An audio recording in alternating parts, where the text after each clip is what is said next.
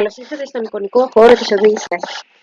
Πρώτο νησί αποτελεί η Τρία, όπως αναγράφηκε στην ένδειξη, όπου τα παιδιά περιηγούνται, μπορούν να αντικρίσουν τον Οδυσσέα, τους συντρόφους του Οδυσσέα και τον Δούριο Ίππο. Και στην μεγάλη οθόνη υπάρχει ένα βίντεο όπου ξεστορούνται τα βασικά γεγονότα του τέλους του πολέμου της Τρίας. Στη συνέχεια ακολουθούμε την ένδειξη το βελάκι και προχωράμε στο επόμενο νησί, όπου σύμφωνα με την ένδειξη είναι το νησί των Λεθοφάγων. Κατά την πορεία συναντάμε και το πλοίο του Οδυσσέα και των συντρόφων του. Προχωράμε σύμφωνα και με τις ενδείξεις.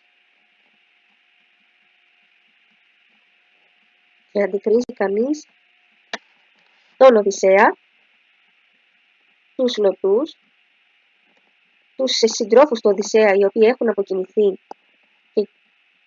από τους Λωτούς, και μια διαδραστική παρουσίαση σε μορφή κόμικ, μέσω της οποίας οι μαθητές μπορούν να διαβάσουν και με παιχνιώδη τρόπο να μάθουν ορισμένα από τα βασικά γεγονότα που συνέβησαν στο νησί των Λεθοφάγων. Στη συνέχεια, επόμενο νησί αποτελεί το νησί των Κυκλόπων, όπου τα παιδιά αντικρίζουν τον πολύθυμο Κύκλοπα και τη σπηλιά του, τον Οδυσσέα, όπου προσπαθεί να τον τυφλώσει και να τον πολεμήσει, τα πρόβατα τα οποία χρησιμοποίησαν οι σύντροφοι του Οδυσσέα για να διαφύγουν, μία πάλι διαδραστική παρουσίαση σε μορφή κόμικ, μέσω της οποίας αναγράφεται και παρουσιάζεται τόσο η πλοκή του μύθου, όσο και εξειδικευμένοι όροι, αφηγηματικοί όροι του κειμένου, σύμφωνα και με τη διδακτέα ύλη του σχολικού βιβλίου. Στον ουρανό μπορεί να αντικρίσει κανείς την θεά Αθηνά και τον Δία, αλλά και το βασίλειο των θεών, όπου σύμφωνα με τον μύθο φαίνεται ότι οι θεοί καθορίζουν την εξέλιξη του μύθου και παίρνουν τις αποφάσεις.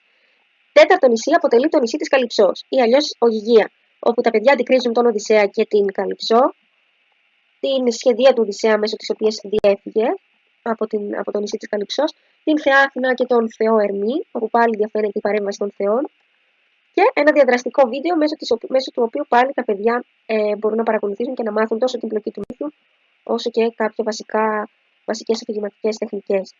Πέμπτο νησί αποτελεί η Ιθάκη, όπου αντικρίζουν τα παιδιά τον Οδυσσέα ναυαγό. Στη συνέχεια, σε δεύτερο πλάνο, αντικρίζουν τον Οδυσσέα μεταμορφωμένο σε ζητιάνο από την θεά Αθηνά, στην καλύβα του Εύμεου. Ακολουθεί η αναγνώριση του Οδυσσέα από τον γιο του τον Τηλέμαχο, όπου τα παιδιά μπορούν να ακούσουν και τον διάλογο μεταξύ των δύο ηρώων.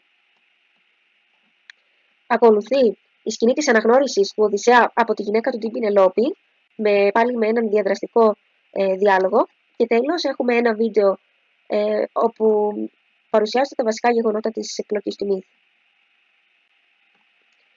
Τελικό μέρος αποτελεί, σύμφωνα και με την ένδειξη, το quiz, όπου τα παιδιά πηγαίνουν πατώντας εδώ πάνω και μεταφέρονται σε έναν σύνδεσμο, όπου απαντούν σε 15 ερωτήσεις και αξιολογούν τα όσα έμαθαν μέσα από το διαδραστικό παιχνίδι.